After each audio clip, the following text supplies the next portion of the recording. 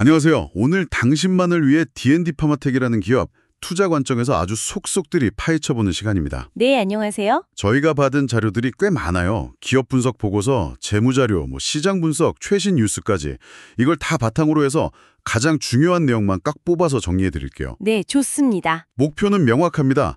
D&D 파마텍, 여기가 뭘 하는 회사인지, 또 지금 가장 핫한 신약 개발은 어떻게 돼가는지, 재무 상태는 또 어떤지, 그리고 제일 중요하죠.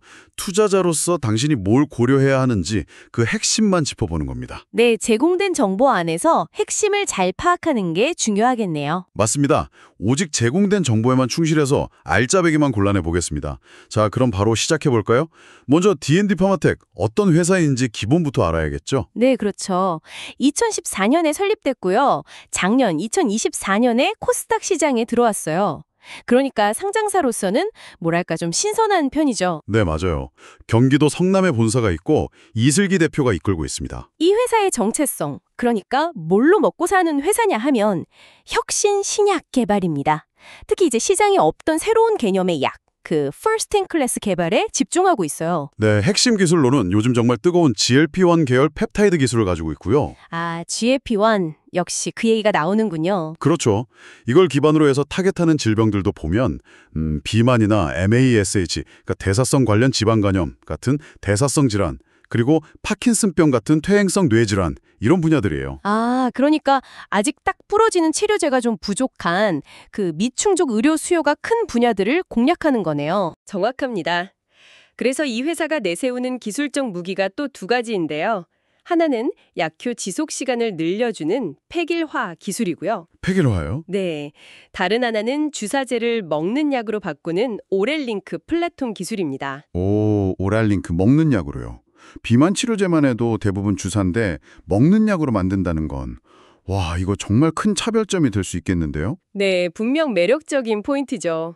아, 그리고 미국의 자회사들도 여러 개 운영하고 있다는 점도 자료에 나와 있습니다. 뉴럴리나 프리시전 몰레큘러 같은 회사들이요. 네, 기본적인 그림은 잡히네요. 혁신 신약, GLP-1, 미충족 수요, 그리고 차별화된 기술 플랫폼.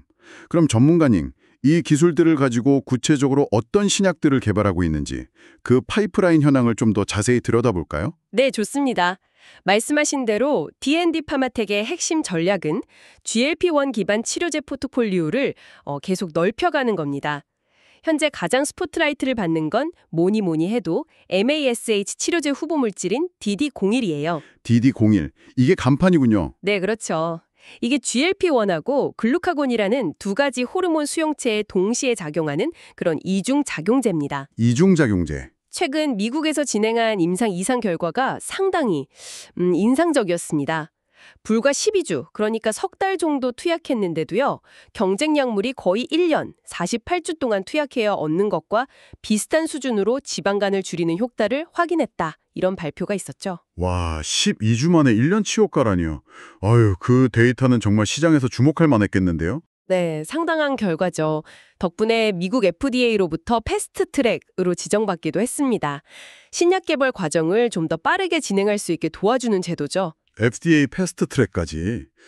이야, 확실히 속도감 있게 진행되는 분위기네요. 그렇죠. 그래서 지금 회사의 최우선 과제는 이 DD01의 기술을 5회 안에 글로벌 대형 제약사의 기술 이전, 즉 라이센스 아웃, LO 하는 겁니다. 와, 기술 판매를 목표로 하고 있군요. 네, 이걸 성사시키려고 미국의 유명 투자은행하고 컨설팅 계약까지 맺고 파트너 찾기에 정말 집중하고 있는 모습입니다. 사활을 걸고 있다는 표현이 맞겠네요. 네, 하지만 DD01에만 올인하는 건 아니고요. 아까 말씀하신 오라링크 기술, 이걸 활용한 경구용 비만 치료제 DD02S 개발도 중요한 축입니다. 아, 먹는 비만약. 네, 주사제가 꽉 잡고 있는 시장에서 먹는 약이라는 편의성, 그리고 기술력으로 승부수를 던지겠다는 전략이죠. 단순히 먹는다는 점 외에도 이 오라링크 기술 자체가 얼마나 약물 전달을 잘하고 부작용을 줄일 수 있을지가 관건이 될 겁니다. 그렇겠네요. 기술력이 뒷받침되어야겠죠? 네, 그 외에도 파킨슨병 같은 퇴행성 뇌질환 분야로도 GLP-1 계열 치료제를 확장하면서 파이프라인을 다각화하고 리스크를 분산하려는 노력도 하고 있고요. 하나에만 의존하지 않으려는 거군요. 네, 그리고 한 가지 더 약간 흥미로운 포인트가 뉴코 전략입니다. 뉴코요. 새로운 회사. 네, VC 같은 투자자들이 미국 현지의 새로운 회사, 그러니까 뉴코를 세우면 D&D 파마텍이 그 회사의 기술을 이전하는 방식이에요. 아, 그런 방식이 있군요. 이게 자금 조달도 좀 더 수월하게 하고 임상 진행 속도도 높이는 효과가 있어서 꽤 성공적인 모델로 평가받고 있습니다. 어떻게 보면 D&D 파마텍의 기술력을 외부 투자자들도 인정하고 있다는 그런 증거로도 볼 수 있고요. 뉴코 전략, 기술력에 대한 외부 검증 효과까지 일석이조네요. 흥미롭네요. 자, 이렇게 파이프라인 잠재력과 기술 차별성은 확인했는데 이제 현실적인 문제죠. 이 꿈을 현실로 만들 재정적인 체력, 즉 재무 상태는 어떤지 냉정하게 한번 살펴볼 시간입니다. 아무리 기술이 좋아도, 그쵸? 돈이 없으면 네, 그렇죠. 바이오 기업에게는 특히 중요한 부분입니다. 제공된 자료들을 보면 역시나 아직 수익을 내기 전인 신약 개발 바이오 기업의 특징이 그대로 드러납니다. 안정적인 매출이나 영업이익이 없어요. 그렇죠. 기술 이전 계약금, 즉 마일스톤 수익 외에는 꾸준히 들어오는 돈이 없는 구조죠. 네, 최근 실적을 좀 보면 2023년 2분기 매출이 9억 원, 작년 같은 기간보다 60%나 줄었고요.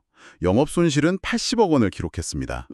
손실폭이 크네요. 1분기에도 매출 14억 원의 영업 손실이었고요. 참고로 2023년 실적은 자료마다 약간 차이가 있었는데 저희는 매출 93억 원에 순손실 371억 원을 기록했다는 자료와 최근 분기 실적 중심으로 보겠습니다.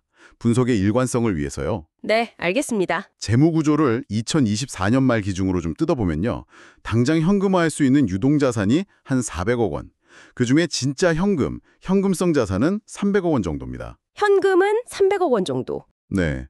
빚은 총 280억 원인데 1년 안에 갚아야 할 유동부채가 110억 원, 좀 더 긴 장기부채인 비유동부채가 170억 원 정도네요.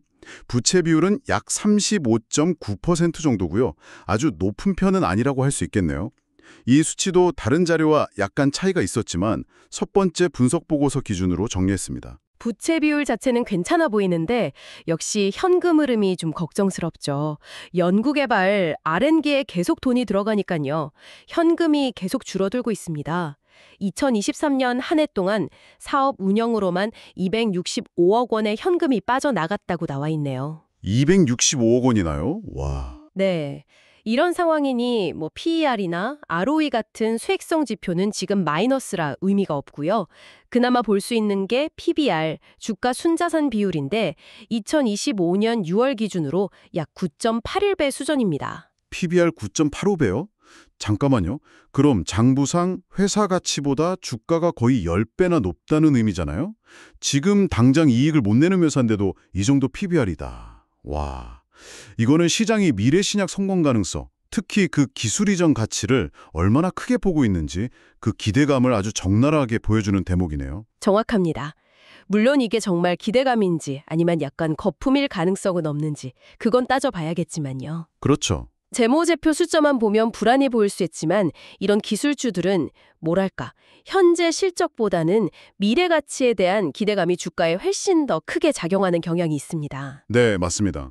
그럼 이제 이 기대감을 시장 참여자들은 구체적으로 어떻게 보고 있는지 주식시장 상황과 관련된 이야기로 넘어가 보죠.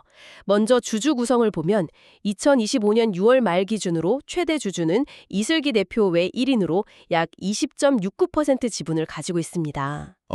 대표 지분이 꽤 있네요. 네, 그리고 한국증권금융이 5% 넘게 보유하고 있고요. 타임폴리오, KB, 삼성자산운용 같은 기관 투자자들도 일부 지분을 가지고 있네요.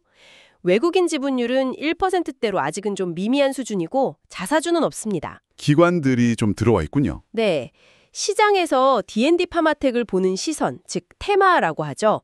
이건 크게 세 가지로 요약할 수 있습니다. 첫째는 단연 비만 치료제 테마입니다. 전 세계적으로 GLP-1 열풍이 불면서 관련주로 딱 묶여서 주목받고 있죠. 네, 이건 당연하겠네요. 둘째는 MACH 치료제 테마입니다. 아직 제대로 된 치료제가 없는 정말 블루오션 시장인데 D&D 파마텍이 이 분야의 선도주자 중 하나로 인식되고 있다는 점, 이것도 중요한 포인트고요. MACH 치료제, 이것도 기대감이 크군요. 그리고 어쩌면 가장 중요한 테마일 수도 있는데 바로 기술 이전 애로 기대감입니다. 이 회사의 주가는 사실 자체 매출보다는 개발 중인 약 후보 물질을 얼마나 성공적으로 또 얼마의 기술 이전하느냐 여기에 따라 크게 움직이는 경향이 있어요. 아, 결국 기술 이전이 핵심 동력이군요. 그렇다면 주가에 영향을 미치는 외부 요인들은 어떤 게 있을까요?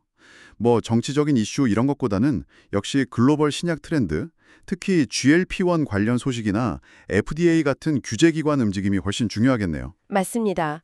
경쟁 약물의 임상 결과가 어떻게 나왔는지, FDA에서 어떤 약을 허가했는지 이런 소식 하나하나가 D&D 파마텍 파이프라인의 가치를 재는 잣대가 되곤 하죠.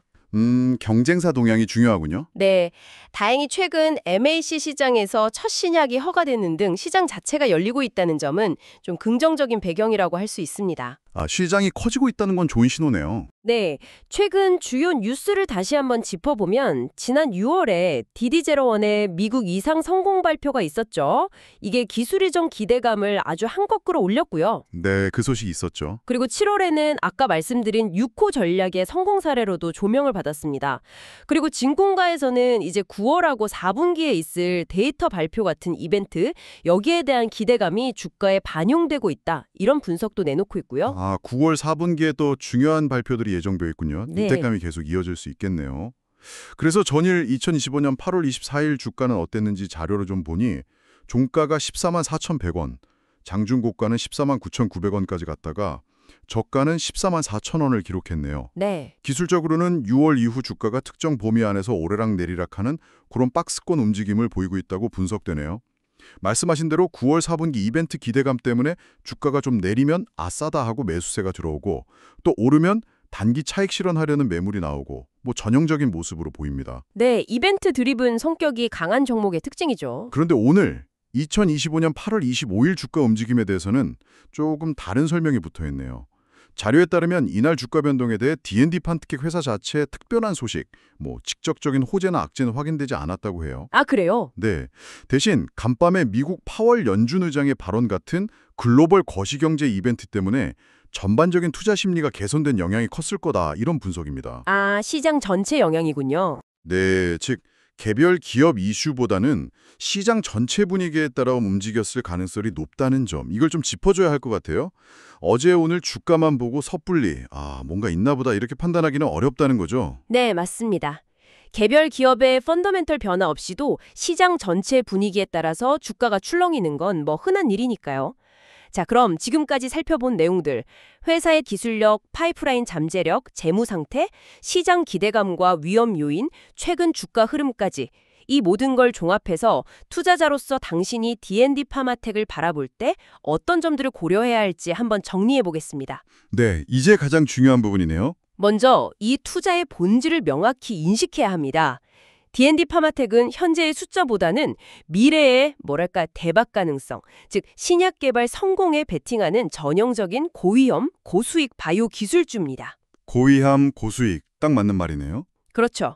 따라서 투자의 성공 여부는 결국 임상 결과가 어떻게 나오느냐, 그리고 핵심 파이프라인인 DD01의 기술 이전 계약이 성사되느냐, 여기에 달려있다고 해도 과언이 아닙니다. 결국 임상과 기술 이전이군요. 네. 긍정적인 측면, 즉 투자를 결정할 때 기대할 수 있는 부분, 캐탈리스트라고 하죠. 이걸 꼽아보면 역시 DD01의 연내 기술 이전 성사 기대감이 가장 큽니다.